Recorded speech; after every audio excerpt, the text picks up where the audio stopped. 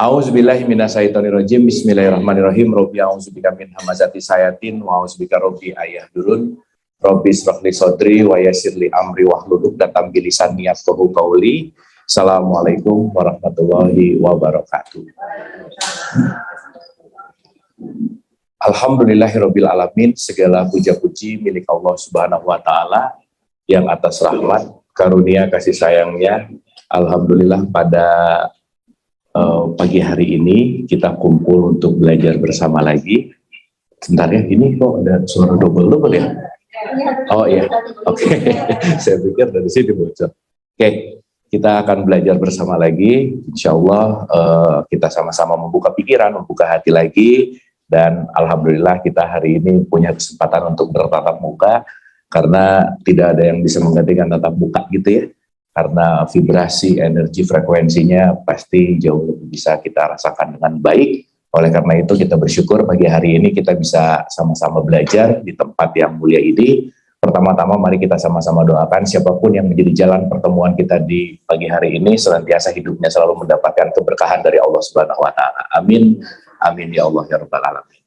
Salawat serta salam tidak juga kita lupakan, kita sampaikan kepada seluruh Nabi dan Rasul, wabil khusus baginda besar kita, Rasulullah Muhammad Sallallahu Alaihi Wasallam, kepada para sahabat-sahabatnya, tabiin, pemuka-pemuka agama, wali-wali Allah, pejuang-pejuang bangsa, dan senantiasa sampai kepada kita sampai akhirul zaman. Amin, amin ya Allah ya rabbal alamin. Ibu-ibu sehat semuanya? Alhamdulillah. Udah sarapan belum? Oh. Ya, kalau belajar belum sarapan tuh bahaya memang ya, kalau nggak biasa bahaya. Jadi kalau mau sambil cemil-cemil silahkan, santai. Pokoknya kita relax, santai, nggak boleh serius gitu ya, tapi sungguh-sungguh gitu. Sebelum kita mulai, ada baiknya kita menghadirkan diri kita utuh dulu di sini saat ini. Siapa tahu badannya di sini tapi pikirannya masih di PIM gitu misalnya gitu ya, dan masih kemana-mana gitu. Jadi kita hening sejenak, santai, relax. Kita hadirkan diri kita utuh di sini saat ini dengan beral-fatihah. Kita nikmati nafas, bersyukur, berterima kasih. Mari kita hening. Al-Hadiniyah. Al-Fatihah. Auzubillah.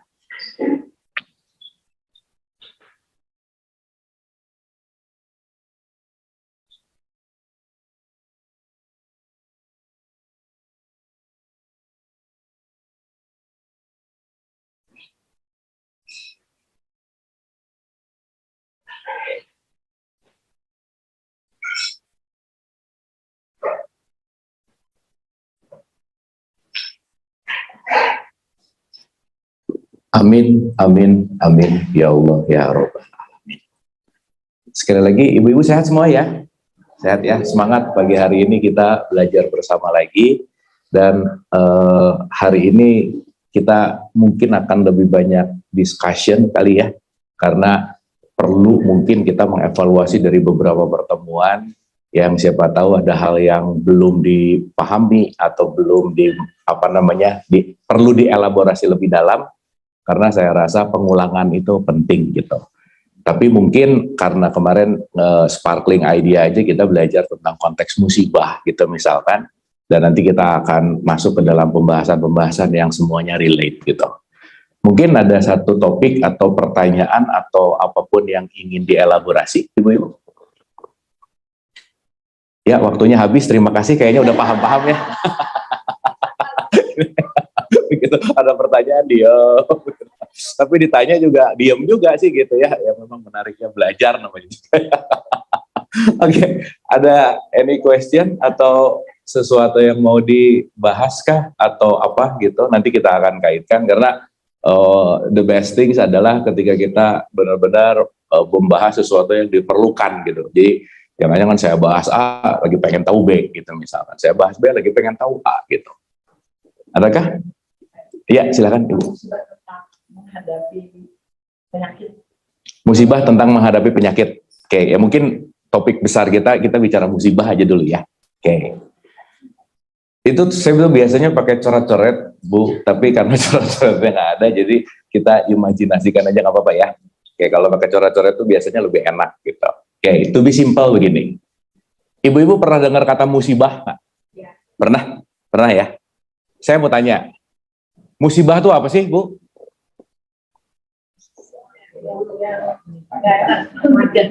Kenapa? Gimana, Bu?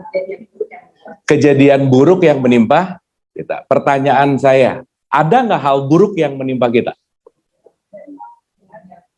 Hah? Oke, ini direnungkan dulu pertanyaannya ya. Biasanya kalau langsung jawab tuh ceplas-ceplos, biasanya direnungkan dulu. Ulangi ya. Tadi ketika kita bicara musibah, musibah ada satu statement, hal yang buruk terjadi pada diri kita. Oke ya. Saya mau tanya, Bu. Sifat gini.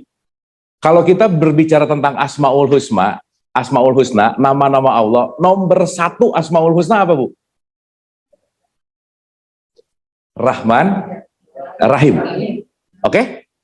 Maka kenapa di Al-Fatihah itu kalimat awalnya Bismillahirrahmanirrahim. Atas nama Allah yang Maha Kasih dan Sayang. Sekarang saya tanya, berarti kalau Allah Rahman dan Rahim, semua yang terjadi pada diri kita kasih sayang Allah bukan? Oke? Pertanyaan saya, kasih sayang Allah ada yang buruk nggak? Jadi ada yang buruk nggak yang menimpa kita? Bu, tadi ada, sekarang enggak.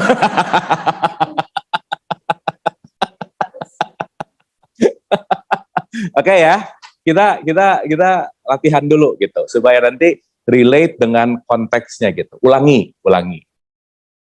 Ketika sekarang dengar kata musibah, Bu, stigma kita udah langsung mengatakan bahwa this is bad things, betul nggak? Sesuatu yang buruk. Pertanyaan saya, buruk menurut siapa? Kita. Betul nggak? Sekarang pertanyaannya, mungkin nggak Allah memberikan sesuatu hal buruk kepada kita? Nggak mungkin. Betul nggak? Apa yang buruk kepada kita coba? Apa yang tidak baik kepada kita? Orang sifatnya dia kasih sayang kok. Jangan-jangan yang kita anggap buruk, kitanya aja yang belum paham.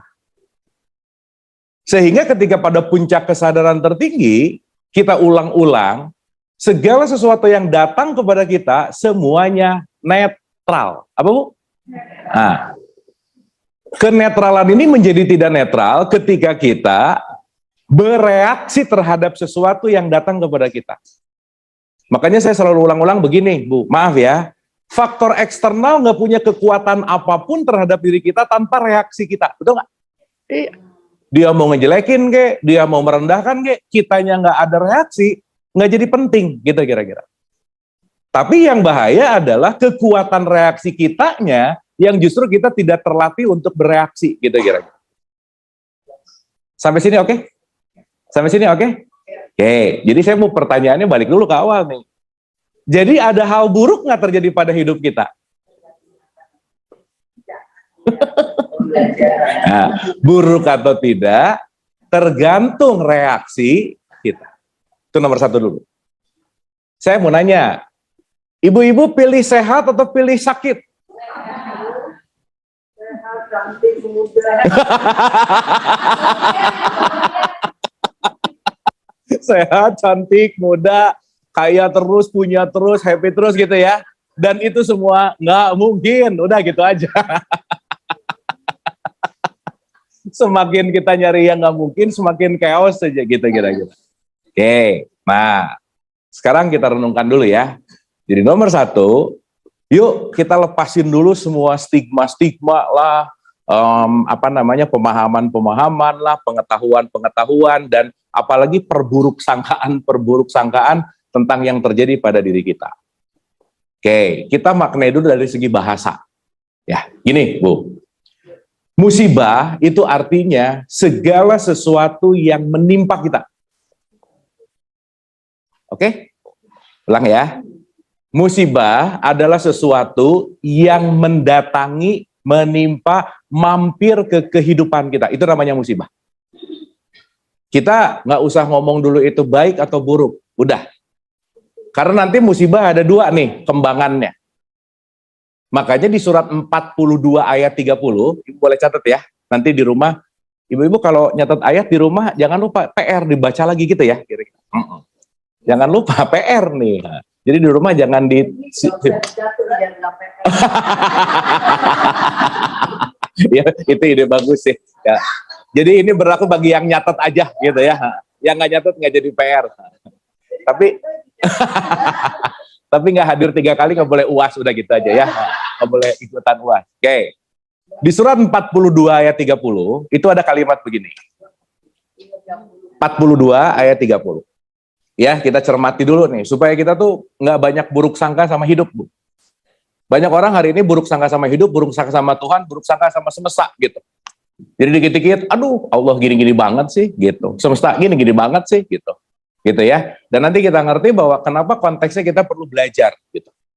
Ya. Nah, di surat 42 ayat 30 tuh ada kalimat begini. Segala musibah yang menimpa dirimu itu disebabkan oleh perbuatan tanganmu sendiri. Oke? Saya ulang. Segala sesuatu yang datang ke kita, itu semuanya konsekuensi. Maka ibu-ibu, kita nggak bisa lepas dari hukum konsekuensi semesta. Nggak bisa. Bahayanya sekarang, orang rajin ritual, tapi nggak ngerti hukum semesta. Gitu loh. Ritual mulu dikerjain. Tapi hukum semestanya nggak dia pelajari gitu. Maka ketika kita ahli berritual tanpa memahami esensi hukum semesta, maka kita tidak akan mengalir dalam kehidupan gitu. Dan nanti kita mengerti bahwa mau itu ngomongin ritual, mau itu ngomongin agama, mau itu ngomongin semua pengetahuan, semuanya hanya mengalirkan kita selaras dengan hukum semesta gitu kira-kira. Sampai sini oke? Sampai sini oke? Duh, jadi diam-diam gini. Oke nggak ini? Oke ya? Clear ya?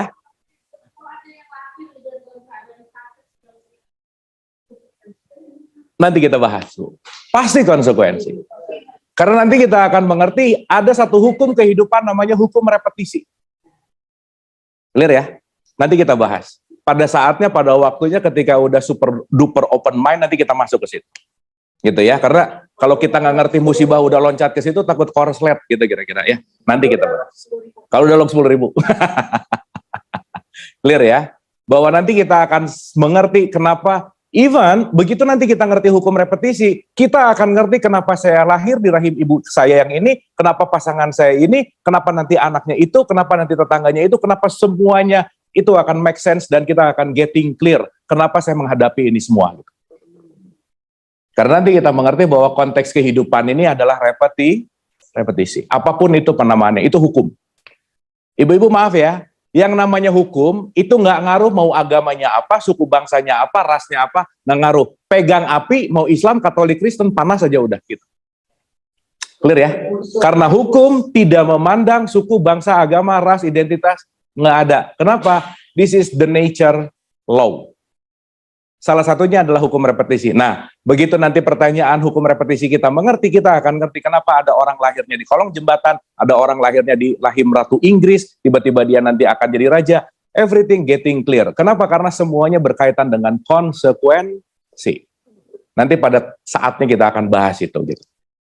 Ya, nah, kita simpan dulu pertanyaannya. Tapi nanti pelan-pelan ngerti. Sampai sini oke? Oke? Clear ya? Oke. Berarti ibu yang dirahmati oleh Allah, ada satu hukum yang harus kita ikuti. Hukum ini fix nih. Oke? Hukum ini fix nih. Kita hanya bisa mengikuti hukumnya. Kita mau punya apapun teori, kita mau punya apapun keinginan, nggak selaras sama hukum ini, selesai aja. Pasti banyak khawatir, stres, depresi, hidupnya nggak bahagia, nggak tenang. Even dia mau rajin ritual, mau rajin haji, umroh, mau rajin ke gereja, ke masjid, ke wihara, apapun ketika dia bertentangan sama hukum semesta, hukum Tuhan, pasti dia tidak akan mengalir dalam kehidupan. Berarti hukum ini harus kita tahu nggak? Hukum ini harus kita mengerti nggak? Yes. Hukum inilah dalam perspektif Quran disebut namanya adalah Taurat. Gitu. Ibu pernah dengar Taurat? Taurat itu artinya hukum semesta. Maka kenapa kita penting untuk mengimani Taurat? Karena Taurat itulah yang disebut dengan hukum semesta.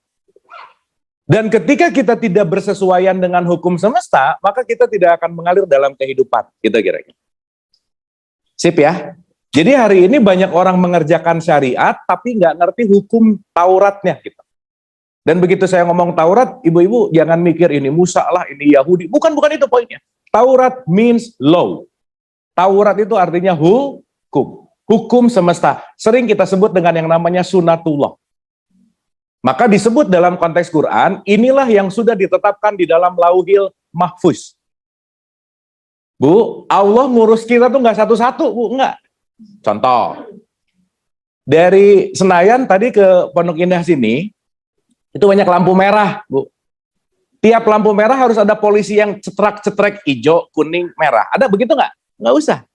Dia punya sistem, di mana sistem ini bekerja, mau kita lagi tidur, mau kita lagi bangun, mau jam berapa, merah, kuning, hijau, merah, dia akan terus bekerja. Maka sistem inilah yang disebut hukum Taurat, gitu. Jadi kita semua ada di dalam hukumnya. Jadi kalau kita nggak ngerti hukumnya, kita tidak akan pernah bisa berkesesuaian dengan kehidupan, gitu kira-kira. Sampai sini oke? Sampai sini oke? Sementara ya. Berarti kenapa dalam rukun iman, Bu, rukun iman nomor 1 iman kepada siapa? Kepada Allah. 2, utusannya. Utusan membawa knowledge. Berarti beriman kepada kitab-kitab. Begitu nggak kira-kira? Yes. Nah, jadi di tahapan ini, kita ngerti dulu. Di luar diri kita ini, dalam tanda petik ya, saya ngomong di luar tuh dalam artian the entire universe, itu ada operating system yang namanya sunatullah. Pilihan kita cuma 2, Bu. Mau ngikutin hukumnya, atau melawan hukumnya, selesai. That's your choice.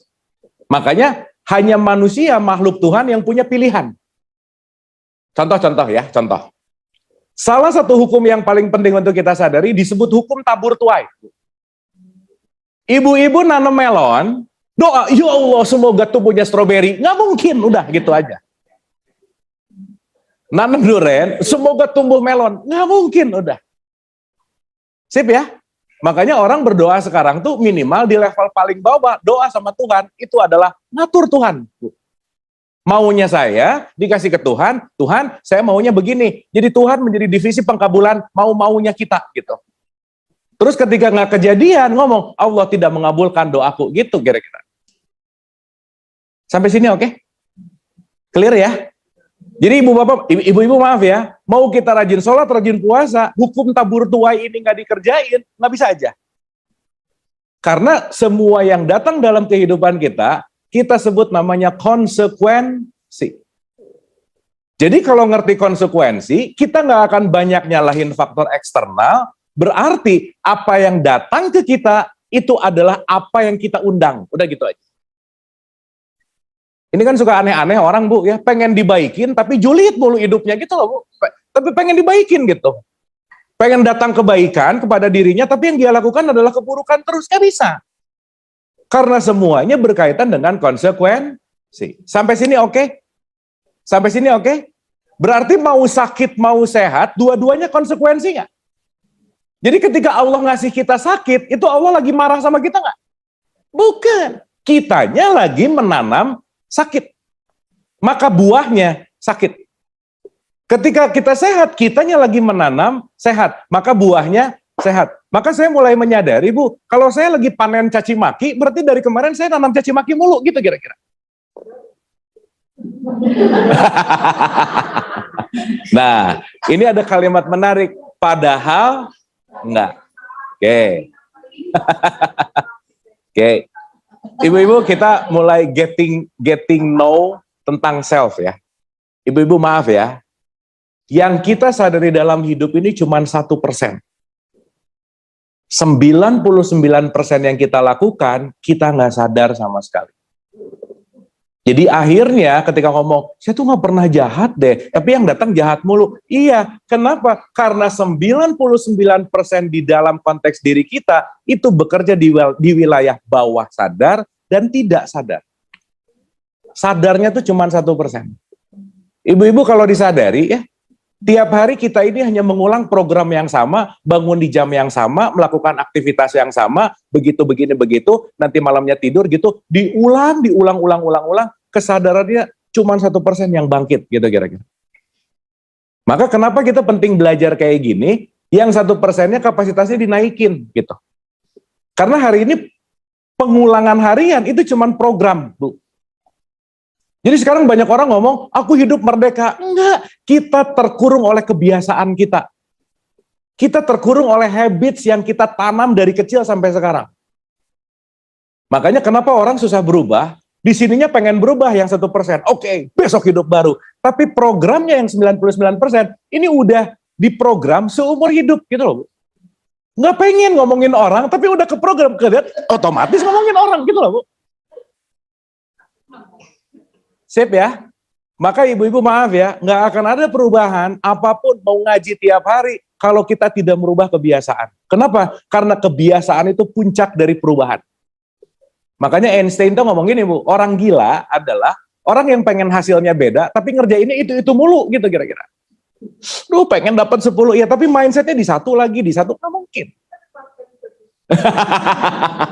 Gitu ya, niatnya pengen langsing tapi ya makan karbo mulu gitu.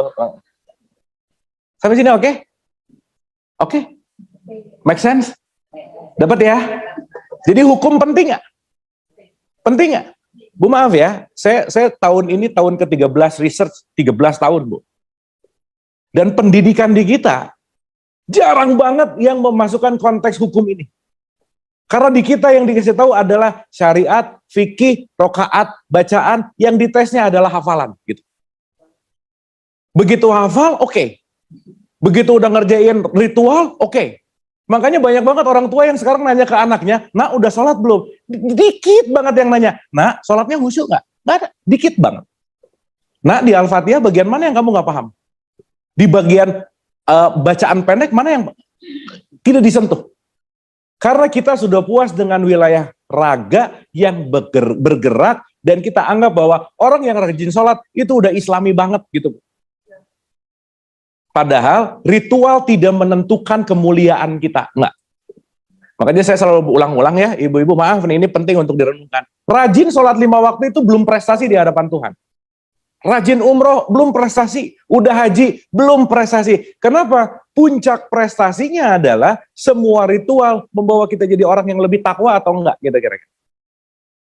Makanya di Quran dikatakan inna akramakum indallahi atqakum. Yang paling mulia adalah orang yang paling takwa. Nggak ada loh kalimat yang paling mulia adalah orang yang umroh sebulan 2 kali. Nggak ada, Bu.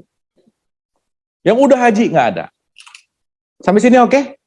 Jadi yang penting umrohnya atau takwanya? Dua-duanya.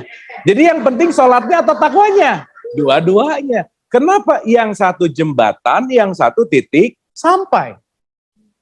Bahayanya sekarang baru di jembatan ngerasa sampai gitu loh. Sampai sini oke? Sampai sini oke? Karena begitu kita memahami musibah, kita akan memahami Islam. Nah, nanti kita bahas. Apa itu takwa? Di ending itu nanti kita akan bahas. Tapi sampai sini oke dulu nggak? Dapat ya? Clear ya? Oke. Saya kasih contoh dulu, Bu. Sekarang tuh orang mendengungkan tentang konteks di Quran tuh ada kata-kata inadina indallahil Islam, gitu. Yang terbaik adalah Islam. Quran tuh ngomong gitu. Cuman ditangkapnya Islamnya dalam kapasitas yang kerdil, gitu. Sekarang saya mau tanya, ibu-ibu Islam nggak? Islam, apa buktinya? KTP ya, Islam. Pas ibu-ibu lagi nggak bawa KTP, mau membuktikan keislaman gimana caranya? Oh SIM, ya udah. Pokoknya KTP, SIM, paspor nggak dibawa aja. Pakai kerudung, Bu maaf ya, orang yang pakai kerudung, apapun agamanya bisa nggak? Bisa. Ayo, gimana? Mengucapkan 2 kalimat syahadat. Saya punya beo diajarin asyhadu alla, bisa juga. Betul nggak? Terus apa proof kita Islam apa? Jadi selama ini jangan-jangan kita udah terlalu pede dengan identitas Islam, udah ngerasa Islam. Betul nggak? Jadi orang yang identitasnya Islam pasti Islam nggak? Belum tentu. Karena Islam yang dimaksud Quran nggak ada kaitan sama agamamu apa, identitasmu apa, karena konteks Islam adalah keberserahan total kepada hukumnya Tuhan. Itu namanya Islam. Ibu-ibu kita mau tahu contoh orang Islam yang baik dan benar, mau tahu contohnya? Simple. Begitu dia sakit, dia bahagia. Begitu dia sehat, dia bahagia. Itu Islam banget. Begitu dia dapat bahagia, begitu dia kehilangan bahagia. Itu Islam banget. Kenapa? Karena dia 100% menerima apa yang menimpa kepada diri. Nah, salah satu takwa, nomor 1, ketakwaan itu nanti berkaitan sama konsekuensi. Maaf ya, Bu, maaf ya. Mau rajin sholat, rajin puasa, nomor 1 ini nggak dikerjain, jauh aja. Nomor 1 adalah, sadarilah kita ini tamu di semesta, yang namanya tamu nggak pernah punya hak milik. Udah, itu nomor 1. Bu, kita datang ke sini minta nggak? Enggak. Dipilih nggak? Iya. Berarti kita datang ke sini mampir nggak? Mampir, karena ini bukan tempat kita. Kan inna lillahi wa inna ilaihi. Jadi kita di sini lagi jadi tamu nggak? Iya. Jadi kita di sini selamanya nggak? Enggak. Mampir sebentar. Karena kita semua tujuannya mau pulang ke tempat asli kita. Maka kita semua sama-sama tamu. Makanya yang namanya tamu, sok Ibu, kita semua bertamu di rumah ini, betul? Pulang TV jangan dibawa, punya di sini gitu maksudnya. Oh, kecuali dibolehin sih. Dapat ya? Maka yang namanya tamu itu nggak pernah punya yang namanya hak milik. Nah, lucunya manusia udah jelas-jelas di sini tamu, nggak pernah punya hak milik, tapi tiap hari merasa kehilangan terus gitu, gimana? Betul nggak? Sehingga ketika saya merasa kehilangan, berarti merasa memiliki nggak? Itu Islamnya di mana?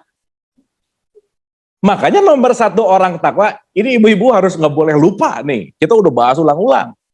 Ciri orang takwa nomor 1 adalah enggak pelit, udah gitu aja. Bu, saya mau nanya ya, maaf ya. Ada orang rajin sholat tapi pelit, ada nggak? Jangan banyak, nggak enak, ada aja, ya ada. Berarti dia berritual tapi nggak nyampe titik tujuan gitu loh.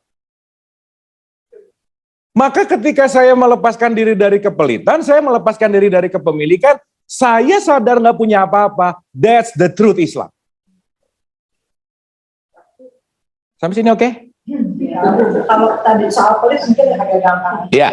Soal menerima musibah, ya udah itu harus diterima dengan bahagia. Kok susah ya? Iya. Iya. Kenapa susah? Karena jarang dilatih aja sih, Bu.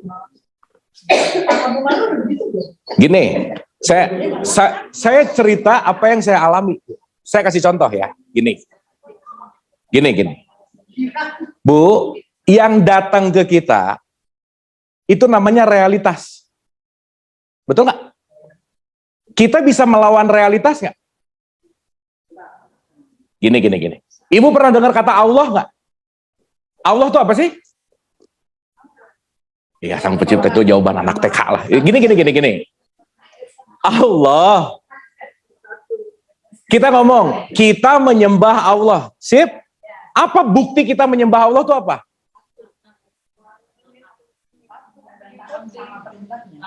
Iya, patuh dan taat. Contohnya apa? Realnya. Kita dapat nafas. Oke, gini. Apakah orang yang rajin sholat pasti menyembah Allah? Pasti nggak? Belum tentu. Karena sholatnya pengen dilihat baik sama tetangganya. Bisa nggak? Bisa. Karena sholatnya banyak keinginan. Bisa nggak? Bisa. Apa nggak boleh kita sholat banyak keinginan? Boleh aja. Tapi kelasnya di bawah, Bu. Iya. Karena jadi sholatnya dagang sama Tuhan. Kita boleh. Boleh. Tapi yang terbaik adalah kita berserah untuk menerima apa yang diberikan sama Tuhan. Gitu. Makanya level paling rendah dalam konteks humanity dalam religion pasti punish and reward. Kalau kamu dapat, kamu ngerjain, kamu dapat. Kamu ngerjain, kamu dapat. That's good. Untuk level di bawah tuh. Tapi level tingginya kan kul hu Allah, ikhlas. Betul nggak, Bu? Sehingga ketika saya banyak minta dan nggak kejadian, yang kita minta belum tentu yang dibutuhkan, gitu kira-kira. Allah kira-kira ngasih yang kita perlu atau yang kita mau? Perlu, karena dia tahu kapasitas kita. Bu, manusia tuh suka lupa kapasitas, Bu. Wadahnya 2 liter, mintanya 100 liter gitu. Ya Allah, berikan. Betul nggak? Kan nggak mungkin wadahnya 2 liter sama Tuhan dikasih 100 liter. Jadi apapun yang datang ke kita pasti sesuai dengan wadah, gitu kira. Sampai sini oke? Clear Bu ya? Oke, pelan-pelan nih. Kita balik dulu ke tadi statement tadi, menarik.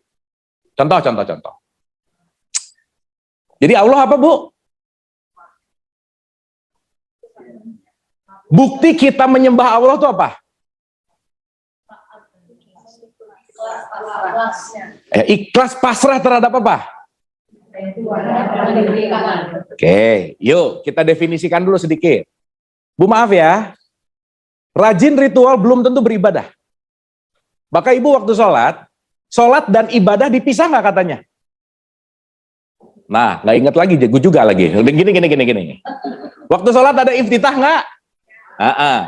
Iftitah isinya apa sih? Inna sholati wanu suki, apa artinya? Sholatku, ibadahku, dipisah nggak? Dipisah. Berarti orang sholat pasti ibadah nggak? Belum tentu. Karena dipisah di situ. Terbukti ya Bu ya, level asbun tuh lebih banyak daripada level sadar gitu. Akhirnya cuman bunyi, nggak ngerti apa yang diomongin. Bu, lawan kata sadar apa Bu? Mabuk. Ayo pingsan boleh lah. Maka janganlah kamu sholat dalam keadaan berarti nggak sadar yang diomongin apa, yang diceritain apa, itu nggak sadar. Dah, mundur dulu dikit. Ibu sampai sini oke? Jadi diam gini, oke? Mencerna, ya. Bagus Bu, itu harus dicerna ya. Soalnya kita tuh kebiasaan ceramah Bu, didongengin mulu. Udah tidur didongengin, makin tidur gitu. Sip ya. Jadi nanti ibu ngerti kenapa saya banyak nanya. Kalau saya nggak banyak nanya, pikiran ibu-ibu loncat ke kanan ke kiri gitu. Makanya saya nanya untuk jadi anchor.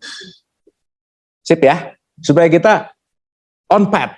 Belok ke kanan. Bu maaf ya, orang modern sekarang fokus itu cuma bisa less than 8 second.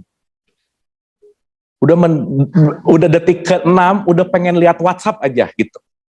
Udah detik ke-10 udah mulai nanti gitu. Makanya banyak orang yang sholat Allahu Akbar, rakaat 2, rakaat 3, nah udah gitu aja. Relate begitu? Iya, karena nggak pernah dilatih. Oke, balik. Yang mana ya tadi? Bu, sholat itu jembatan atau tujuan? Tujuannya apa? Oke, kita bicara yang praktikal ya, supaya pulang dari sini tuh nggak abstrak gitu. Kita tahu apa practical way-nya. Di surat 29 ayat 45 ada kalimat ini. Inna sholata tanha anil fahsya iwal munkar. Sholat mencegah dari perbuatan keji dan munkar. Sampai sini oke? Oke?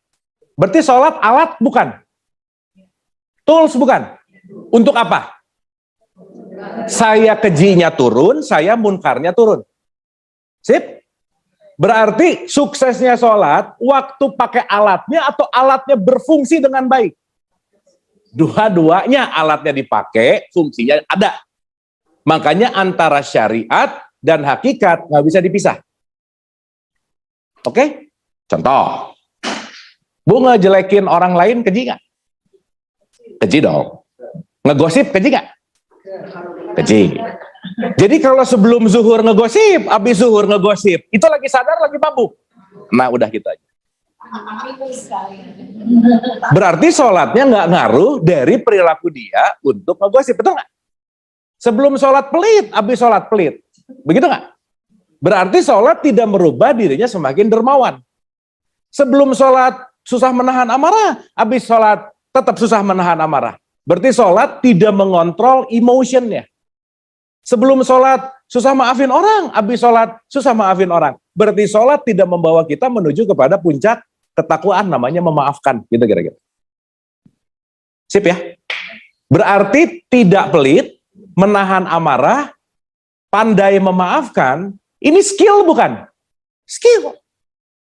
Ibu-ibu kalau nggak ngelatih 3 ini, nggak bisa tiba-tiba ibu jadi seorang yang pemaaf. Nggak bisa, udah.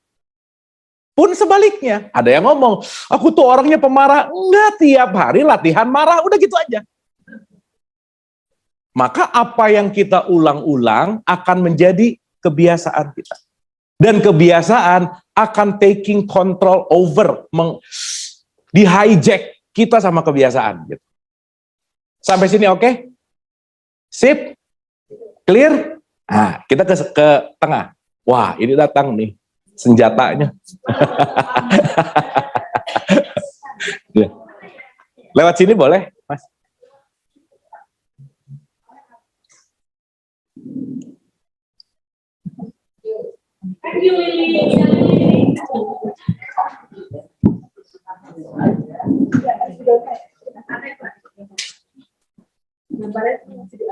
Iya, nggak dihapus juga nggak apa-apa, bagus. Di sini, Mas. Sorry. Oke. Makasih, Mas.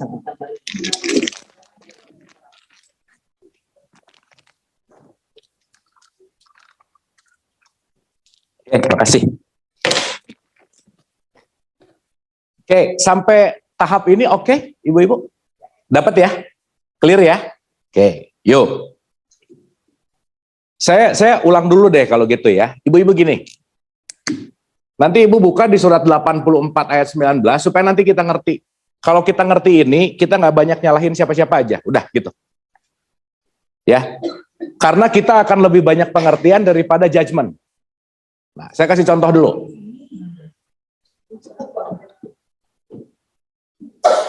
Oke. Di surat 84 ayat 19 itu ada kalimat gini.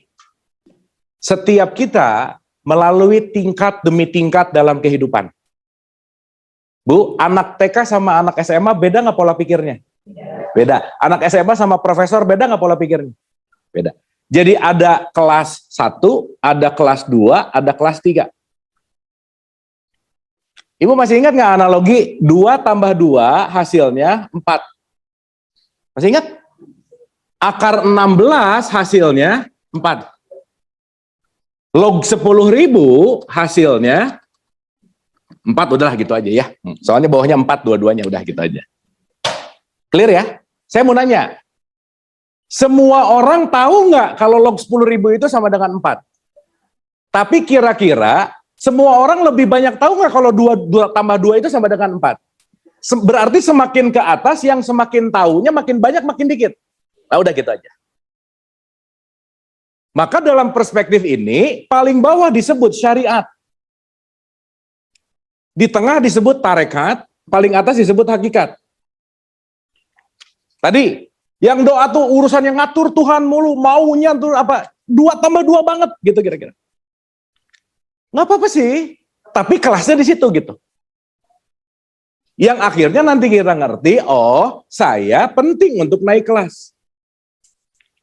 Makanya Bu, kalau kita belajarnya cuma urusan halal haram, fikih, baik, buruk, boleh enggak, hitam putih, itu cuma di wilayah hukum. Dan perlu ibu-ibu ketahui, hukum di Quran less than 10%.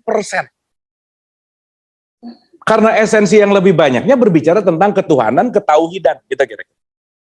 Maka Imam Ghazali, dari kelas yang urusannya teologis, dia nggak menemukan jawaban. Kenapa? Terlalu kaku di situ gitu. Makanya dalam perspektif Islam, Bu, Islam tuh luas banget. Urusan hukum itu cuma 0,1%. Berapa persen, Bu? Kecil nggak? Jadi urusan kunut nggak kunut, gini begini, gini 0,1%. Tapi di masyarakat orang yang Islamnya paling banyak, si urusan 0,1% ribetnya 90%.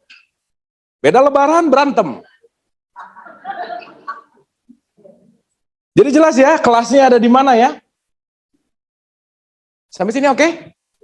Sampai sini oke? Nah, itulah kenapa tadi begitu ditanya, terus orang cacat lahirnya gimana? Gak bisa kita bahas itu di kelas 2 tambah 2, gak mungkin. Karena kalau langsung loncat ke log 10.000, yang 2 tambah 2-nya belum terima, that's it. Bu, berarti makin atas, makin sedikit, makin banyak orangnya. Sedikit, makanya sedikit dari kamu yang bersyukur. Karena makin bawah, itu makin ikut-ikutan, gitu. Ya, nggak apa-apa Bu. Berarti dulu waktu pelajaran matematik bolos kayaknya. Sip ya. Makanya di surat 6 116, hati-hati loh Bu. Janganlah mengikuti kebanyakan orang di muka bumi ini. Karena kebanyakan orang itu akan menyesatkanmu dari jalan Allah. Means, suara terbanyak belum tentu kebenaran. Udah gitu aja. Kalau itu kebenaran, mau yang ngomong cuma satu orang, 999 orang yang ngomong nggak benar, satu itu adalah kebenaran. Maka jumlah suara terbanyak belum tentu kebetulan yang otentik, gitu kira-kira. Sampai sini oke? Bu, saya tuh dapat insight bagus deh. Ada satu community, ngaji yuk, enggak bosen pelajaran di ngaji ngomonginnya, nah halal, haram, neraka, surga. Nah, itu 2 tambah 2 banget gitu. Berarti at least ada naik lah, kita nggak ngomongin hukum. Saya pertanyaan, Kang, kalau lipstik warna merah boleh nggak? Ya boleh aja kalau pantas sih, gitu kira-kira. Dalam konteks, ketika kita bicara dalam wilayah hakikat, di sini wilayahnya lebih kepada esensi. Gitu. Jadi yang di bawah urusan gerak, yang di atas urusan menyatu dengan Tuhannya. Maka orang yang gerak belum tentu menyatu. Bu, saya mau tanya, kelas 3 yang ini bisa dipaksain nggak? Nggak bisa. Jadi kalau udah ada 2 tambah 2, saya bilang suka anak TK lah. Anak TK tuh rebutan kursi, berantem, udah lagi lucu-lucunya, udah nggak usah diapa-apain. Karena mau digimanain juga nggak bisa naik. Kenapa? Naiknya kelas datang dari kesadarannya masing-masing. Sampai sini oke? Sekarang saya tanya, berarti kemungkinan hal yang kita ketahui lebih banyak yang kita tahu atau lebih banyak yang kita nggak tahu? Udah banyak nggak tahu, nggak mau terbuka, nyalahin lagi. Nah udah. So, maka semakin bawah itu semakin pengen ngafir-ngafirin orang gitu loh Bu. Kenapa? Karena dia paling tahu, udah yang paling benar ini. Makanya kenapa Quran bilang, adakanlah perjalanan di muka bumi. Supaya kamu tahu bahwa kamu tuh cuman bukan sekotak itu aja. Tapi ini adalah sesuatu yang luas banget, gitu kira-kira. Sampai sini oke? Jadi kalau udah mulai tipikal-tipikal mengkafirkan, menerakakan orang, merendahkan, menjelekan, means mainnya kurang jauh, udah gitu aja.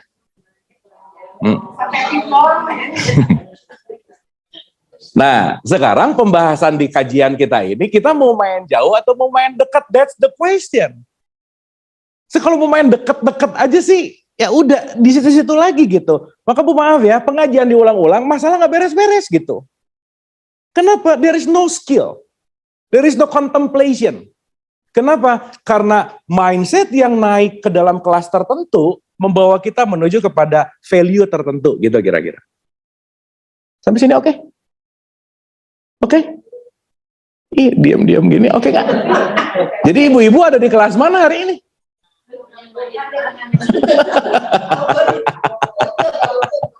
Lah, semuanya masing-masing. Tapi apa yang pengen saya ajak, di kelas manapun kita, jadilah gelas yang selalu kosong gitu loh. Karena kalau gelasnya udah penuh, diisi, luber. Tapi jangan lupa ngosongin gelas, tutupnya dibuka juga. Kosong, tutupnya ditutup, ya nggak masuk juga airnya gitu. Bu maaf ya, ini based on apa yang saya, fakta loh. Setahun tuh saya punya 700 schedule muter-muter sebelum pandemi, Bu. Ujung Sumatera, ujung Sulawesi lah. Ini tahun ke-12 gitu. Kajian itu konteksnya tuh knowledge gitu. Bukan understanding gitu. Maka kadang masuk telinga kanan, keluar telinga kanan lagi, mental gitu. Kalau gini masih bagus lah nempel di sini gitu.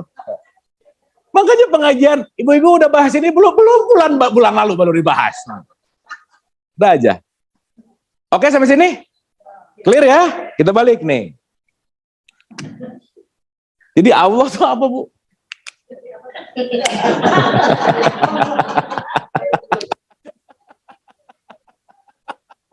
Ini sampai lupa ke pertanyaan intinya ya. Oke.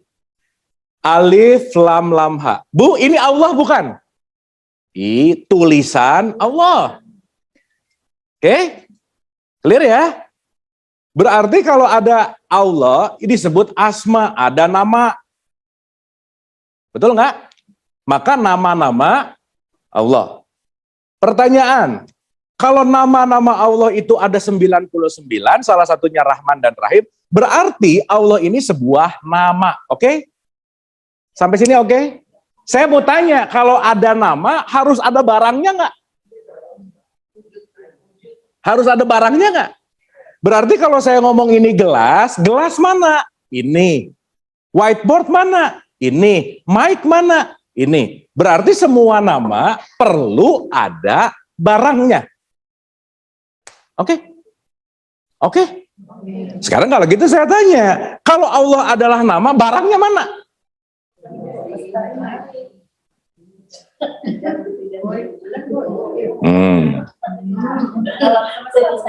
Oke, gini. Bu, Allah goib nggak? Goib nggak? Nah, pokoknya kalau jawabnya nyeplos tuh udah pasti asbun aja, nggak apa-apa sih. Nah, tulis dulu lah, goib. Jangan-jangan goib apa aja nanti kita harus ditanya lagi. Goib tuh apa sih gitu? Ya, renungin dulu nih, renungin dulu. Sifat Allah nomor 1 apa, Bu? Kok Esa? Ar-Rahman Ar-Rahim kan nama Asmaul Husna. Nah, nomor 1 apa? Wujud. Maka di surat 57 ayat 3, dialah yang awal, dialah yang akhir, dialah yang zohir, dialah yang batin. Means Allah itu wujud. Dari TK, SD, SMP kita diajari sifat-sifat Allah, wujud, kidam, bako, muhalafatul, dan seterusnya. Clear? Jadi Allah wujud nggak? Wujud nggak? Nah, jadi Allah goib nggak? Nah, mulai pusing lagi.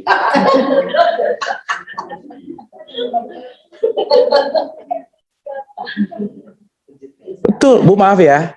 Karena selama ini ngomongin goib cuman urusan nggak kelihatan. Oh. Goib artinya masih tersembunyi. Belum dialami. Sekarang hari apa?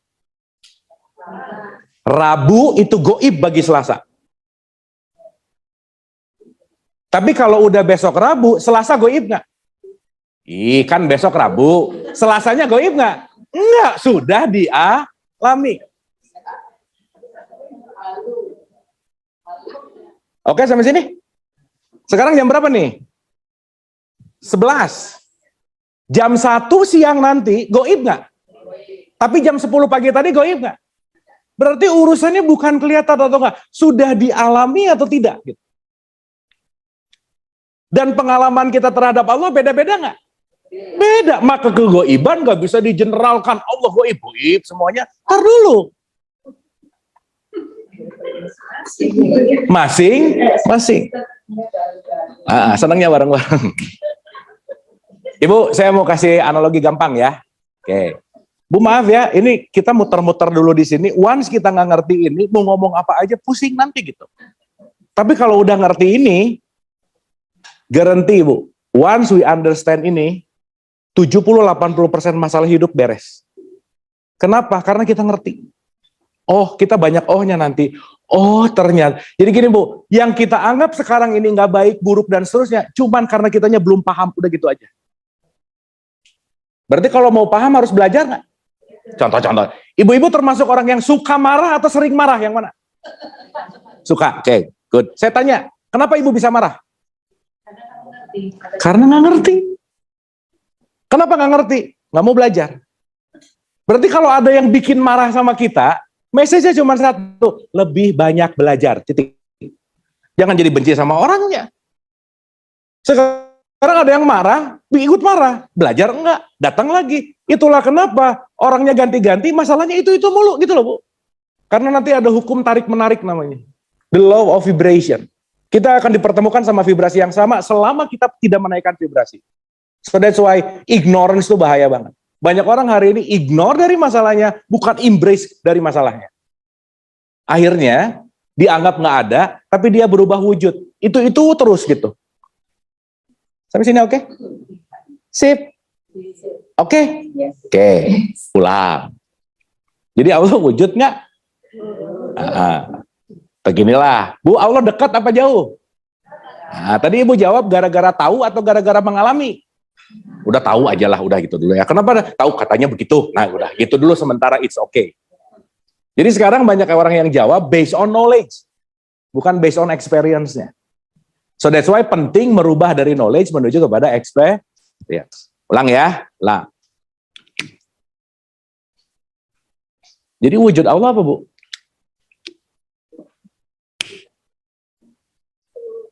Ulang ya. Kegoiban kita terhadap Allah beda-beda nggak? Jangan disama-samain, nggak ada yang sama. Karena objeknya ini aja, tapi tergantung megapikselnya berapa. Ibu kalau dulu pakai zaman Nokia 7650 tuh yang flip, yang megapikselnya masih rendah banget. Bendanya sama, tapi blur gambarnya tidak sebagus Z5 gitu misalnya. Betul nggak? Karena megapikselnya berbeda. Jadi semua kita terhadap Allah, Allahnya itu juga, Tuhannya itu juga, megapiksel kitanya yang beda-beda, gitu kira-kira. Nah, megapiksel itu tergantung dari kebersihan di sini. Ininya kotor, megapikselnya rendah aja. Makanya semakin ininya kotor, semakin pemahaman kedekatan, kebersatuan sama dia aja jadi tipis. Akhirnya apa? Ngomongnya tiap hari taunya dekat, tapi tiap ada masalah, kita serahkan segala sesuatu kepada yang di atas. Betul nggak? Di atas di mana? Lantai 2? Kan bukan. Sampai sini oke? Dapat ya? Nah. Oke, Bu? Sip? Sip ya? Paham? Atau puyeng? Nah, puyeng lebih bagus. Nah, sip, mantap.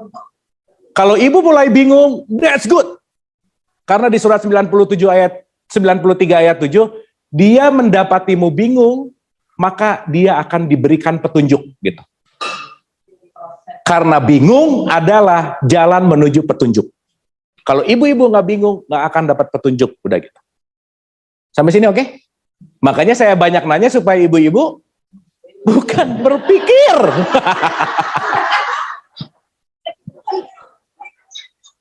Oh, udah, kita harus break dulu kayaknya. Kita break dulu kali ya, makan dulu.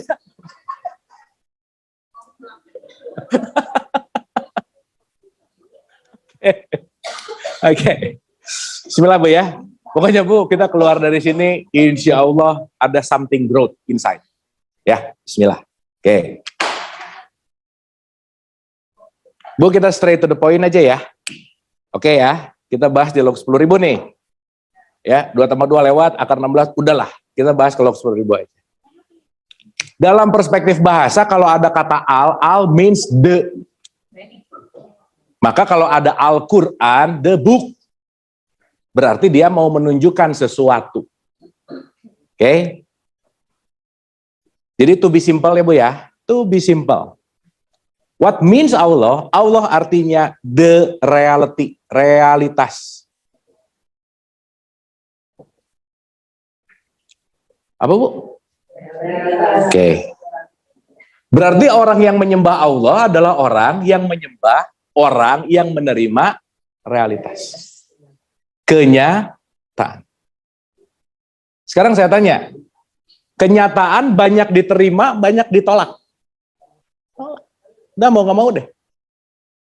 Berarti problem kita semua bukan realitasnya, tapi ekspektasi.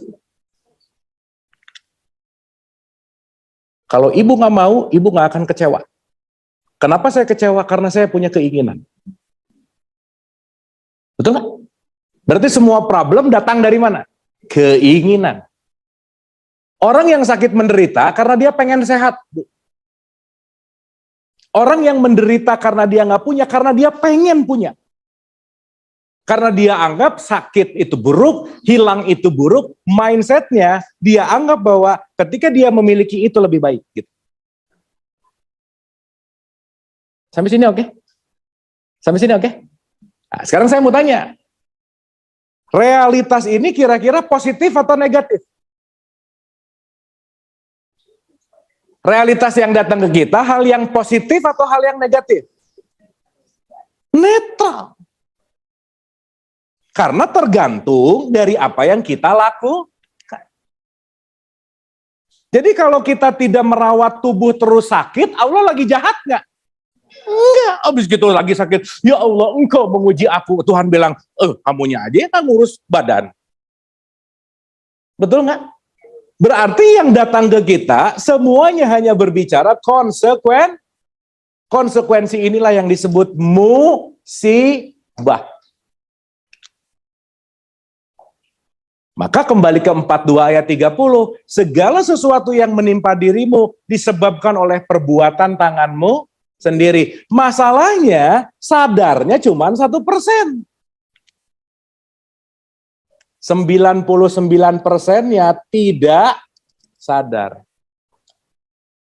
Berarti ketika ada orang tiba-tiba gimana terus ngerasa enggak banget. Iya, ngerasa enggak karena yang tidak disadari jauh lebih banyak daripada yang sadar. Sampai sini oke? Sampai sini oke? Clear ya? Jadi ibu-ibu, kita semua bisa menolak realitas nggak? Nggak bisa. Semakin menolak, semakin terluka. Udah gitu aja. Karena apa yang kita resist, apa yang kita tolak, dia persis. Dia akan terus sampai kita benar-benar menerima. That's it. Berarti kalau begitu penerimaan skill bukan? Skill. Karena kalau sedikit-sedikit, udah Bu, semua urusan gak beres tuh gara-gara cuma satu hal. Aku tuh gak terima, udah aja. Aku gak terima diginiin. Karena aku tuh. Nah gitu. Padahal realitasnya ya begitu. Sampai sini oke? Sampai sini oke? Ya. Kan tadi apa yang datang ke kita musibah itu karena tangan kita sendiri.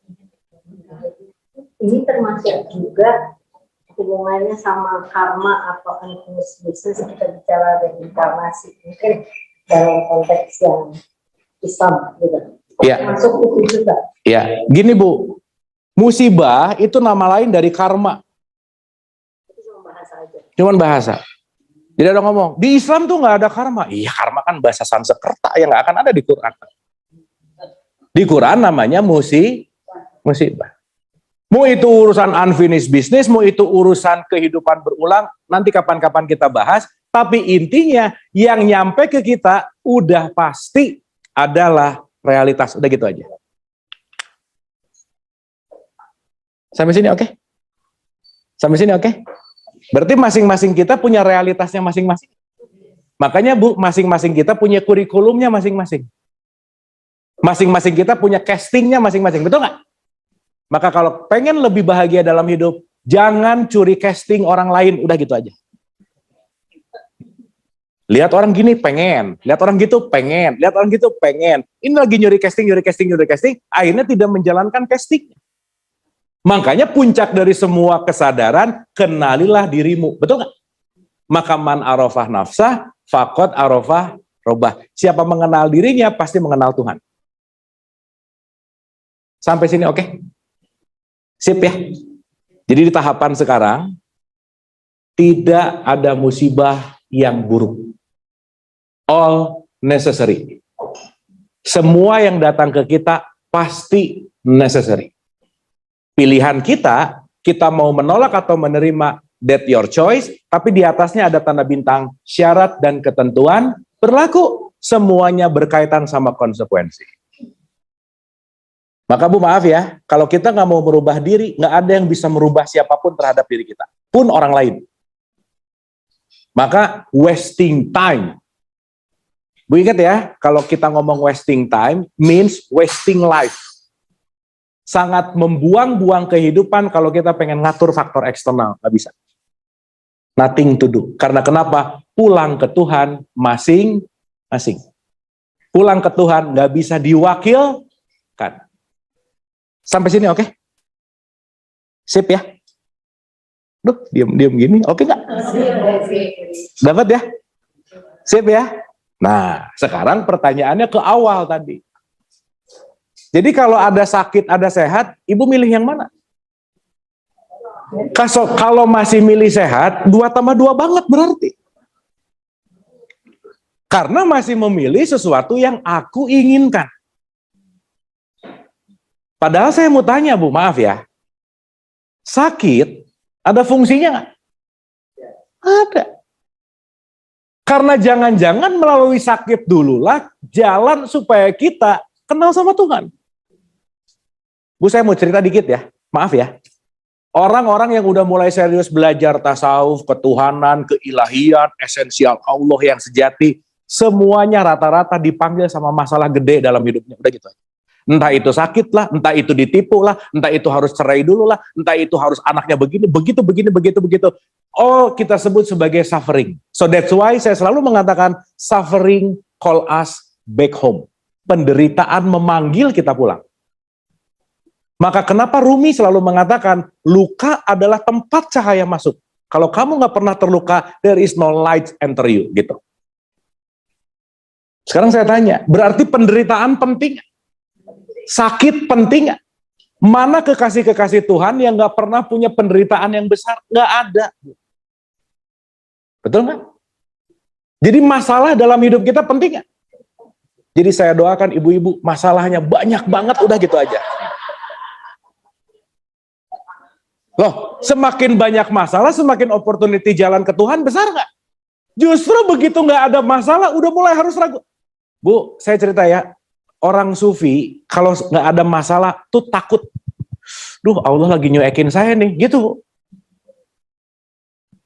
Yang jangan-jangan kita udah nggak dipeduliin lagi. So that's why ketika Allah kangen, si Abu terlalu banyak ngomong, dikasih sakit, udah kamu diam dulu. Karena saya lagi kangen. Berarti kalau sekarang kita punya mindset bahwa iya ya, sehat anugerah, sakit anugerah, sehat saya terima, sakit saya terima. Karena dua-duanya adalah kasih sayang Allah. Jadi mending sakit, mending sehat. Mending menerima. Clear ya? Dan penerimaan ini PR banget sih. Di sini tuh sibuk tuh. Masa? Wah udah. Gimana? Wah udah tuh. Itu polaritas banget gitu. Makanya waktu sholat ini disimpan, disuruh latih disimpan di bawah gitu loh. Ibu waktu sholat ada ruku nggak? Ya. Allahu Akbar. Ini sama ini masih di atas nih. Balance dong, ruku. Puncak dari esensi adalah sujud. Menyujudkan ininya di atas. Makanya kenapa setiap sholat ada sujudnya. Makanya kenapa sujud disebut tempat letak di mana kita sangat dekat dengan Allah. Tapi bukan berarti mau dekat Allah sujud, bukan. Means kita bisa mengalokasikan ini untuk dikontrol sama ini. Sampai sini oke? Sip? Oke? Oke? Nah, sekarang saya tanya. Nih, dikit lagi. Jadi musibah oke, Bu? Everything. Ibu duduk di sini lagi musibah nggak? Ini kan kejadian ini. Realitas ini. Nah. Sip ya? Lepasin dulu tuh musibah buruk-buruk. Nah, semua nanti jam 1, jam 2 mau ngapain, datang kemana, ngapain. Itu semua realitas, itu semua musibah. Nah, menyikapinya dua, Bu. Saya mau nanya. Kalau orang sakit, lagi diuji atau lagi diazab? Dua pilihan aja ya. Dua pilihan aja. Tidak boleh saya dua. Uji atau diazab? Ayo. Uji. Hah? Iya, dengerin dulu pertanyaannya, dengerin dulu. Kalau ada orang sakit, lagi diuji atau lagi diazab? Atau jangan orang lah. Kalau ibu-ibu lagi sakit, lagi diuji atau lagi diazab? Kan gini ya, suka ibu kadang-kadang nih ya itu tadi lah. Kadang-kadang kita kan ngomong kebiasaan gara-gara pokoknya gitu. Ibu kalau ngejenguk orang sakit bisa ngomong gini, udah lagi kena musibah, oke? Ya. Udah namanya juga kena ujian, oke? Udah namanya juga cobaan, oke? Tapi jangan, udah namanya juga kena azab, jangan. Nggak enak. Oke. Musibah itu anaknya dua, Bu. Roots-nya ada dua. Jadi nanti kita ngerti, kita lagi ada di roots mana nih. Karena begitu kita tahu ilmunya, oh saya sadar, saya harus ngapain. Oke? Jadi payung besarnya namanya musibah, dia punya dua divisi. Divisi 1 namanya ujian. Divisi 2 namanya azab. Oke? Berarti dari realitas seseorang bisa diuji atau seseorang bisa diazab. Dua dulu aja. Berarti setiap detik dalam hidup kita pilihannya cuma ada dua. Ini ujian, ini azab. Ini ujian, ini azab. Makanya saya sebut di judul kemarin, inilah kurikulumnya hidup. Nah, saya mau balik dulu pertanyaannya. Ada orang sakit, dia lagi diuji atau lagi diazab? Nggak tahu dulu, sampai sini informasinya kurang lengkap. Belum bisa menilai. Ya. Nah, sekarang yang paling tahu dia diuji diazab itu cuman dirinya. Kenapa? Karena begitu keputusan kita mendekat kepada Allah, itu namanya ujian. Tapi ketika keputusan kita menjauh dari Allah, itu namanya azab. Contoh, ada ibu-ibu naik beca, jatuh, bow, diuji atau diazab? Belum tahu. Dia naik beca mau ngapain? Ternyata dia mau ke rumah temennya, mau ngegosipin temennya. Nah udah, jatuhnya berarti diazab, udah gitu aja.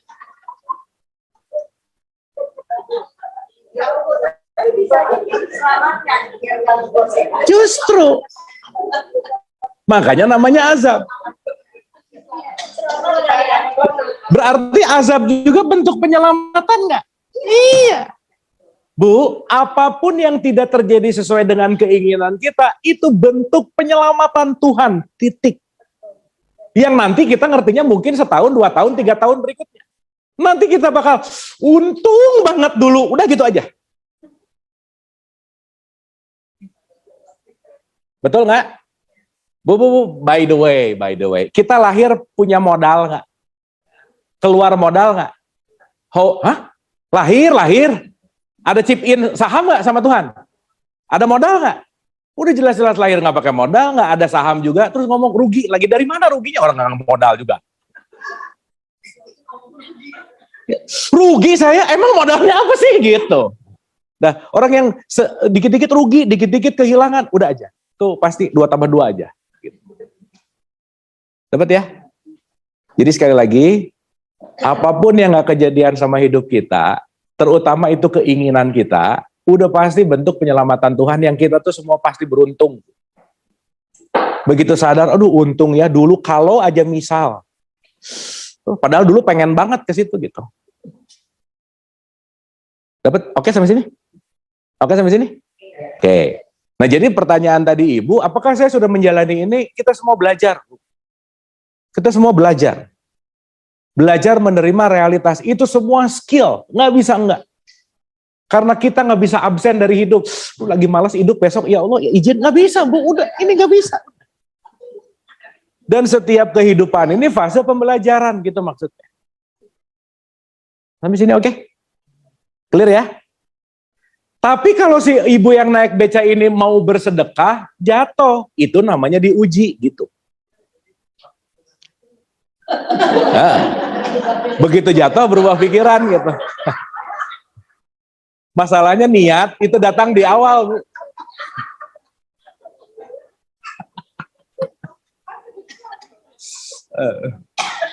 Uang saya hilang, udah anggap aja sedekah. Iya. Udah anggap aja sedekah. Iya, nggak apa-apa sih. Dapat ya? Clear ya? Jadi ibu-ibu nggak bisa nanti lewat RSPI, ini tempat orang-orang diazab. Belum tentu. Karena bisa jadi dia masuk ke rumah sakit dalam bentuk ujian. Kenapa diuji? Biar naik kelas. At least dari 2 tambah 2 naik ke akar 16. Bu, anak kelas 1 mau naik kelas 2. Ujiannya nggak lulus, tinggal kelas nggak? Belajarnya sama nggak? Ujiannya sama lagi nggak? Ibu-ibu harus mulai waspada kalau masalah itu mulu, itu waspada aja. Kenapa? Jangan-jangan nggak naik kelas, udah gitu aja. Kalau bisa cari masalah yang lain. Benar. Bu, kalau nggak ada masalah, Bu, Ibu jangan lupa loh ya. Masalah itu kan dari bahasa Inggris disebut problem. Di Latinnya disebut pro and balance. Pro and balance itu artinya bergerak maju. Jadi adanya masalah supaya kita maju. Kita kalau nggak ada masalah stuck gitu loh, Bu. Move on gitu. Berarti dengan ada masalah membuat kita move on. Berarti masalah adalah bensin kita untuk maju gitu.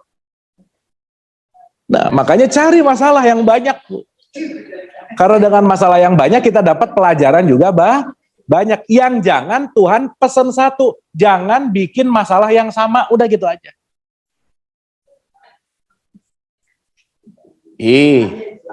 Ibu-ibu saya mau nanya ya, pembelajaran Tuhan Allah nomor satu ke manusia apa, Bu? Nomor satu pembelajarannya. Lesson to learn perdananya Tuhan ke manusia nomor satu apa? Itu di ujung. Pertama kali Tuhan ngasih lesson, nih pelajaran buat kamu. Bukan. Bikin salah. Adam emang nggak bikin salah, Bu? Iya. Betul nggak? Berarti Allah tidak mencari orang yang nggak pernah bikin salah, tapi kalau dia punya salah, dia kembali, baru bersyukur. Sampai sini oke? Yang bahaya, masalahnya itu mulu, nah itu bahaya. Karena setiap another problem, setiap kesalahan yang berikutnya, pelajaran yang berikutnya. Makanya Bu maaf ya, hidup jangan pengen nggak bikin salah, nggak bisa, Bu. Nggak bisa. Tapi concernnya adalah pelajaran apa dari kesalahan itu. Makanya nggak usah nyalah-nyalahin orang. Sampai sini oke? Tapi bukan berarti keluar dari sini, bikin salah. Bukan gitu, bukan.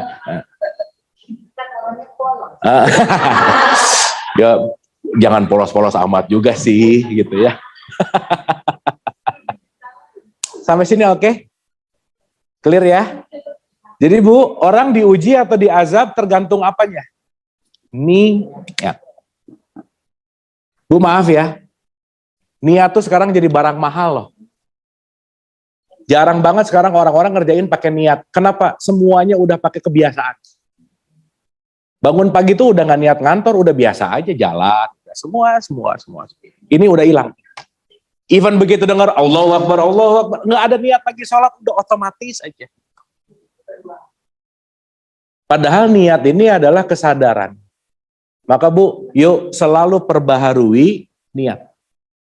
Karena niat is everything. Nanti kapan-kapan kita bahas. Karena niat yang menentukan kita mau diuji atau kita diazab. Sampai sini oke? Sampai sini oke? Tapi at least di tahapan ini mau diuji, mau diazab, mau musibah, semuanya bentuk kurikulum hidup. Dan kurikulum hidup kita semua unik, nggak ada yang sama. Jadi nggak usah sekali lagi sibuk sama kurikulum orang lain. Dah, itu castingnya dia. Sip ya. Ini yang sibuk tuh ngerasa paling benar lagi, itu bahaya.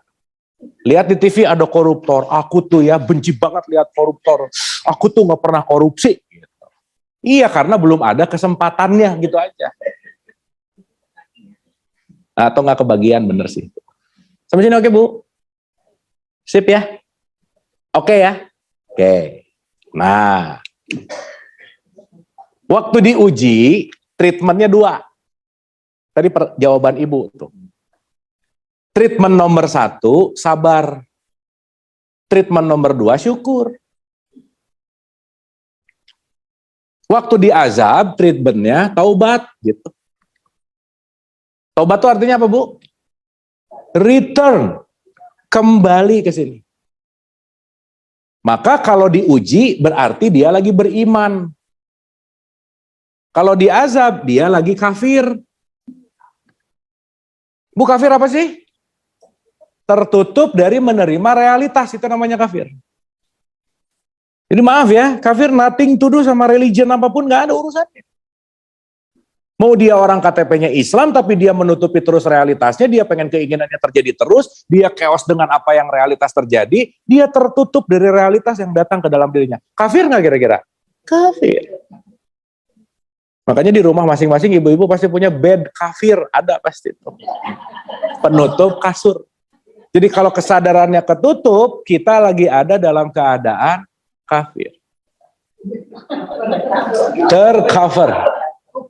Tercover dari kesadaran. Saya mau nanya, kita bisa tahu dia lagi tertutup atau enggak? Nggak tahu. Jadi nggak usah mengkafir-kafirkan di sana gitu. Tahu dari mana? Bu, saya mau nanya, ibu-ibu bisa ngelihat orang sholat nggak? Coba direnungin dulu pertanyaannya, dengerin dulu. Ibu-ibu bisa ngelihat orang sholat nggak? Enggak. Yang ibu lihat gerakan sholatnya. Betul nggak? Saya melakukan sesuatu, kita melakukan sesuatu tergantung niatnya. Iya. Jadi kalau ibu-ibu ketemu saya di mall, saya lagi gini. Saya lagi apa? Belum tentu, karena niat saya lagi olahraga, boleh nggak? Betul nggak? Sip ya? Dah, pokoknya Bu, once kita mau menuju kepada hamba yang baik, less judgment, itu penting. Dah. Dikit dijudge, udah susah lah. Susah naik ke kesadarannya itu susah gitu. Nah, sekarang pertanyaannya, berarti kalau lagi diuji, saya sabar, saya syukur. Bu, sabar artinya apa, Bu?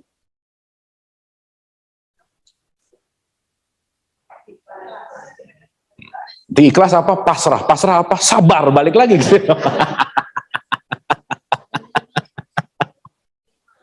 Sabar artinya belajar menerima realitas. Makanya udah sabar aja, terima realitasnya.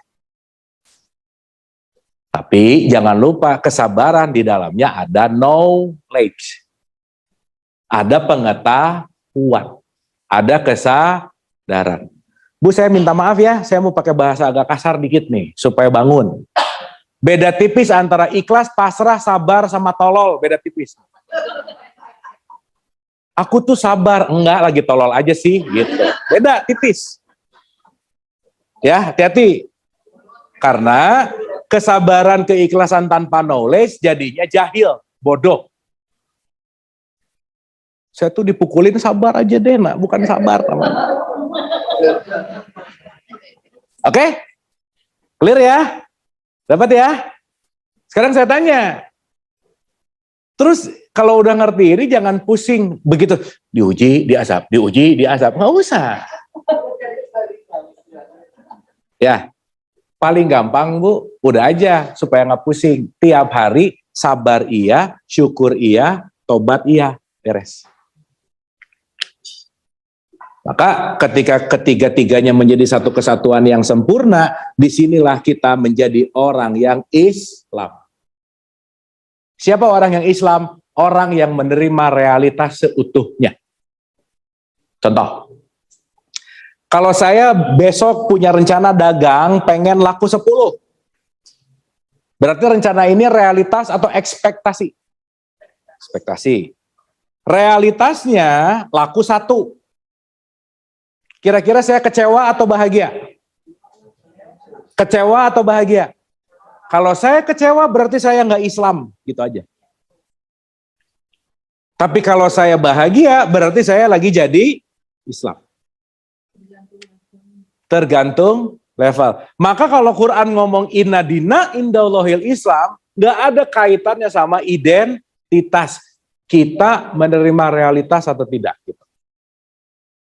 Jadi terserah kita mau jadi orang yang identitasnya Islam atau mau jadi orang yang punya kesadaran Islam. Bu, saya balikin ya. Bisa nggak KTP-nya bukan Islam tapi Islami banget? Bisa nggak? That's it, mantap. Jadi jangan terkecoh oleh appearance, oleh identity karena konteks keseluruhannya ada di dalam kesadarannya masing-masing, kita kira. Sampai sini oke? Ini kita udah 11.29. Jadi saya rasa kita recap. Sampai sini ada yang mau dielaborasi dulu nggak? Jadi kalau tadi ngomongin penyakit yang Ibu tanya gitu. Penyakit yang datang ke kita pasti harus kita terima nggak kira-kira? Yes. Berarti Bu, mulailah belajar, jangan sibuk dengan apa yang datang, tapi pesan apa yang dibawa, itu penting. Karena setiap yang datang ke kita pasti mau membawa pesan. Maka semua yang datang ke kita itu tukang posnya Tuhan yang lagi mau ngasih pesan ke kita. Karena yang terpenting itu bukan yang nganterinnya, bukan apanya, tapi the message. Itulah kenapa kemampuan kita membaca pesan disebut Iqra. Makanya Nabi Muhammad nomor 1 disuruh Iqra. Dan kalau kita mulai sibuk dengan membaca pesannya, kita akan mulai bisa banyak belajar menerima realitas. Artinya ekspektasi ini datang dari mana? Keinginan, mau-mau, hawa nafsu, knowledge yang sempit, dan seterusnya. Dan sekali lagi Bu, hidup tidak berjalan sesuai dengan keinginan kita. Tapi hidup berjalan sesuai dengan skenario-nya Tuhan. Nah, di satu sisi nanti Bu, belajar menyatukan keinginan kita dengan skenario-nya Allah. Maka setiap keinginan ibu-ibu pasti terkabul. Dan keinginan yang menyatu dengan skenario Allah, disitulah disebut mencari ridho Allah. Hidup untuk apa? Mencari ridho Allah. Ridho apa? Pokoknya ridho aja. Nah, itu bahaya.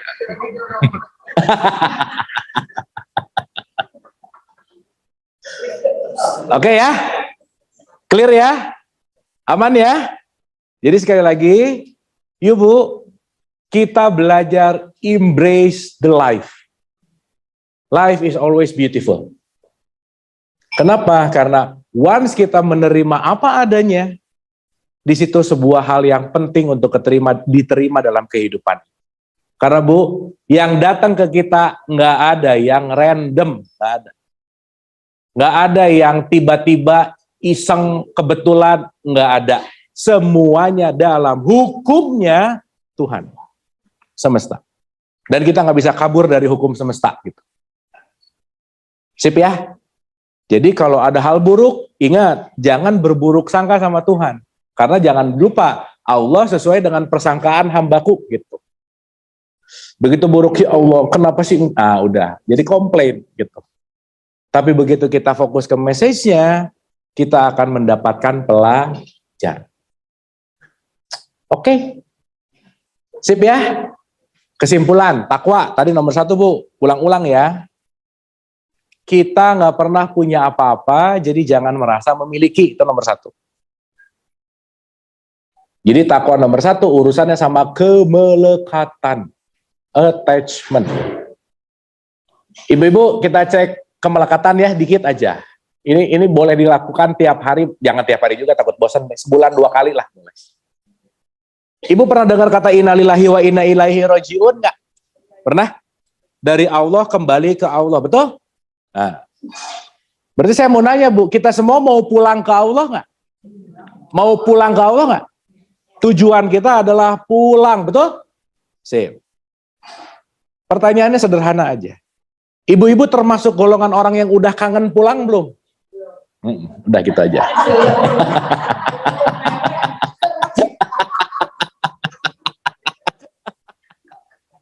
Nanti besok bangun tidur, tanya, udah kangen pulang belum? Belum. Kalau kejawabannya belum kangen, berarti masih banyak kemelekatan, udah gitu aja. Sip ya. Tapi jangan lupa, semua penilaian masing-masing. Nggak bisa kita menilai siapa. Tapi at least, ketika kita mulai sadar, oh iya ya kita mau pulang, saya mau menyarankan aja Bu, jangan terlalu betah di sini, udah gitu aja. Karena ini cuma tempat yang sementara, jadi artinya apa? Jangan terlalu sibuk mencari sesuatu yang nggak bisa dibawa pulang. Udah. Begitu kita terlalu sibuk mencari sesuatu yang nggak bisa dibawa pulang, kita ngumpulin sesuatu yang sia-sia. Karena segala sesuatunya nggak bisa menghantarkan kita untuk pulang, gitu kira-kira. Sip? Oke? Sip ya? Jadi sekarang dengar musibah tuh senyum gitu loh, Bu. Alhamdulillah. Kalau ada orang meninggal berarti dia udah mau pulang nggak, Bu? Iya, kalau orang pulang happy atau sedih? Ya secara mentalitas oke. Ibu dulu waktu SMA dengar bel pulang happy nggak? Udah gitu aja. Karena mau pulang. Berarti kalau kematian adalah bel pulang, kalau kita sedih berarti lupa bahwa esensi kehidupan bukan ada di sini. Tapi that's okay karena kita memang punya memori dan seterusnya. Secara manusiawi kita punya psychological, kita punya macam-macam, ada kesedihan, itu wajar.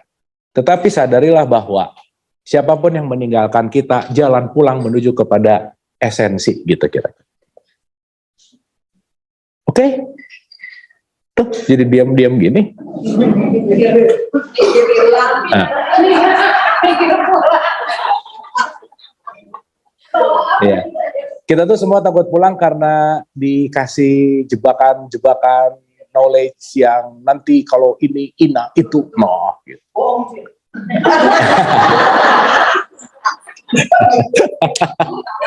Ya, pertanyaannya mau bohong-bohong nggak juga nggak tahu, belum pernah. Ya kan, kita tuh banyak ditakut-takutin, dijanjiin, betul nggak? Kan banyak sekarang orang yang ngejanjiin sesuatu yang bukan punya dia.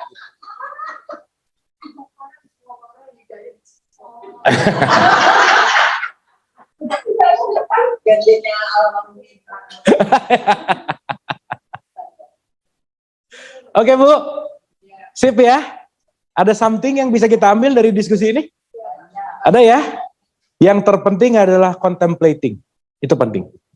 Karena kalau ibu pulang dari sini cuman bawa knowledge, itu cuman di sini nih.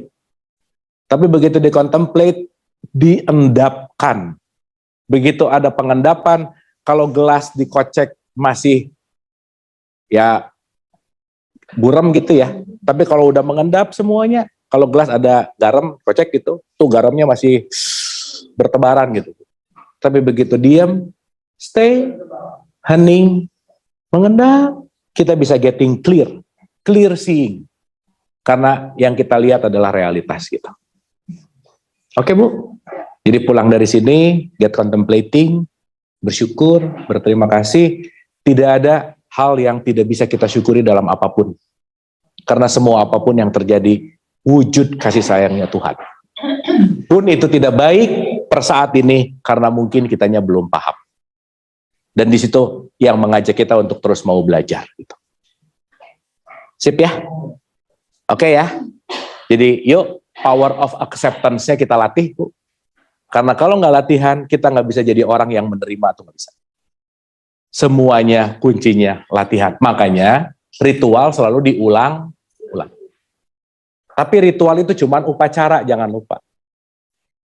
Nggak bisa mau lulus ujian, mau lulus sekolah SMA, cuman rajin upacara, nggak bisa. Bu, kenapa saya nggak naik kelas? Kan saya rajin upacara. Iya, kamu ujian matematiknya nggak lulus, masalahnya gitu. Jadi bukan upacaranya yang menjadi sesuatu hal yang esensial. Oke Bu? Sip? Oke? Paham?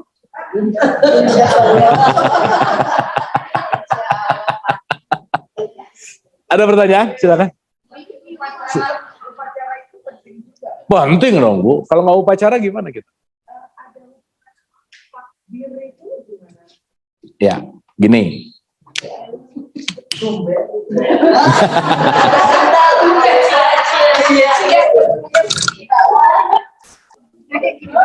Ini udah mulai pertanyaan-pertanyaan menuju pulang sih.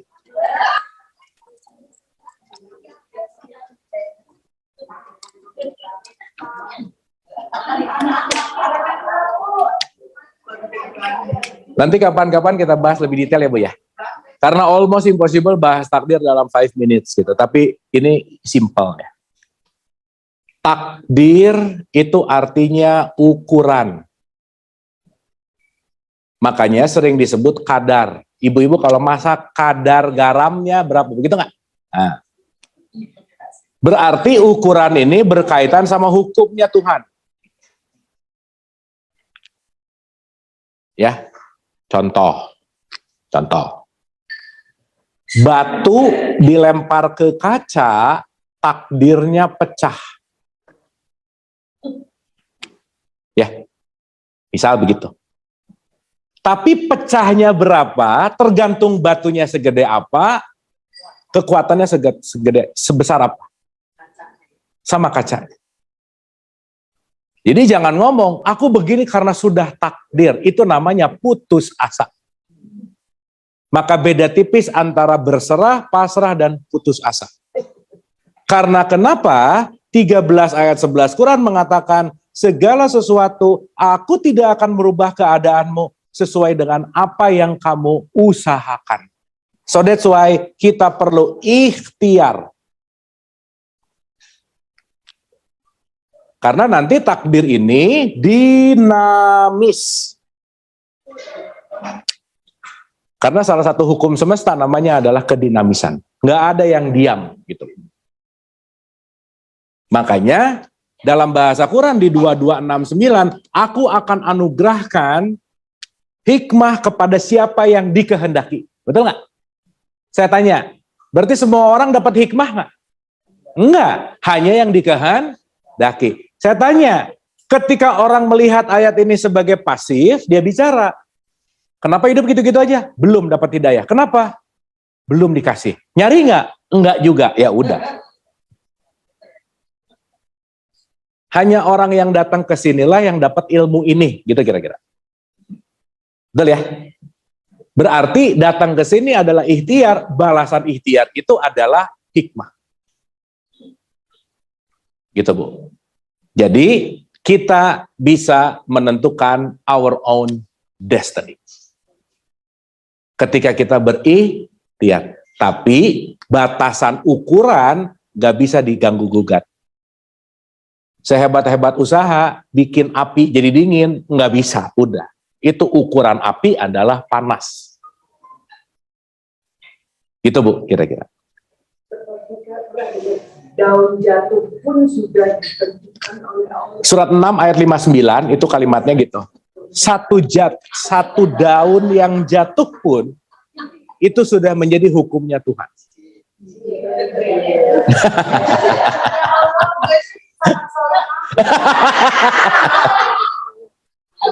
Pasti. Gitu ya. Berarti tidak ada yang luput dari hukumnya Allah. Gitu. Yes. Karena Allah pun akan nurut sama hukum yang dia buat. Dia nggak bisa ngelawan juga. Karena Allah sangat taat kepada hukum yang dibikin sama dia. Berarti tugas kita berkesesuaian dengan hukumnya Allah. Itu sering disebut sunnatul.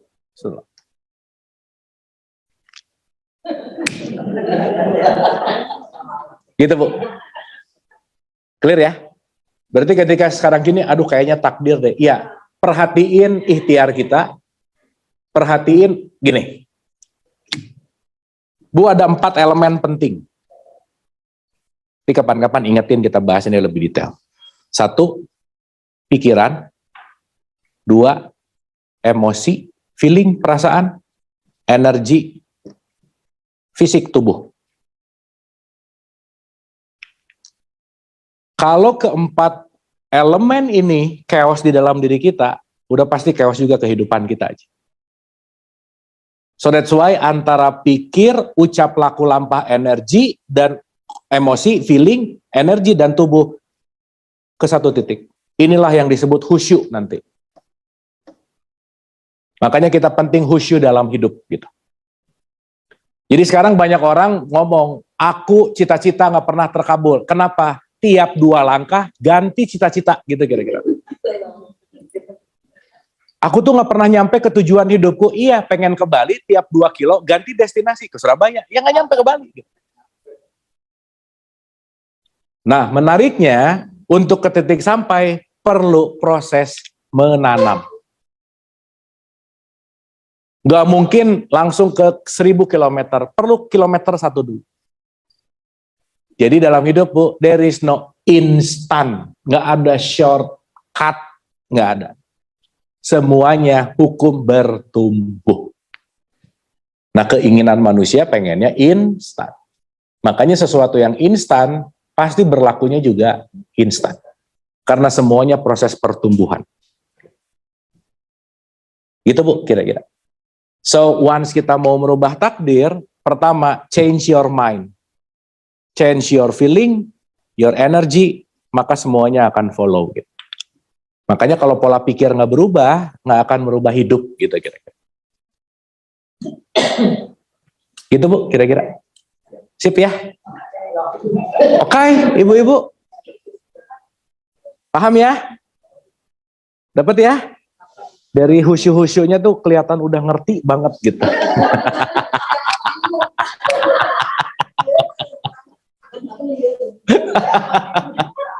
Apa liar apanya Bu?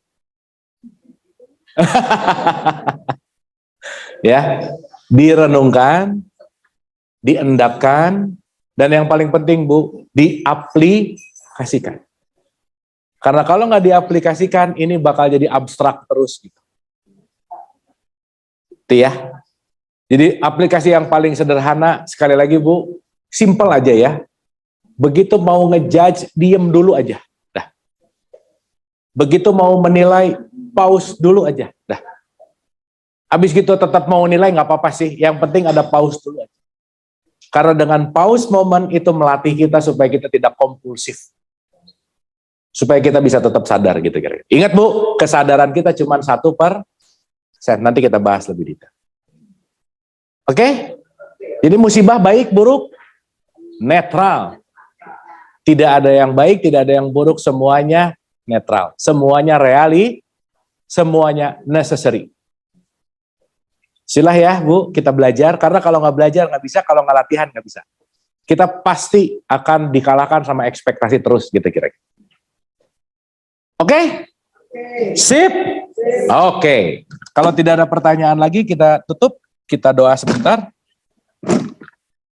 Ada pertanyaan dari Zoom? Dari Agung aja, tadi Agungnya udah. Agungnya udah. Yang udah nggak ada. Agungnya udah panggil. Iya maksudnya albumnya ada yang aneh yang nggak ada. Ada tapi, oh iya. Ada yang lain kan? Dia lu dicek banyak banget. Oh, maaf sebaiknya kesempatan. Ya, oke. Banyakin opini. Tanya jawab udah. Ada pertanyaan dari teman-teman di Zoom?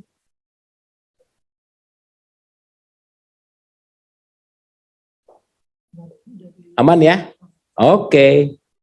Terima kasih Ibu dan Bapak, tampaknya yang di Zoom juga udah paham-paham banget juga gitu ya. Oke.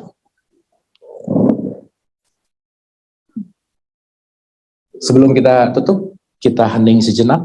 Al-Hadiniyah, Al-Fatihah. Auzubillah.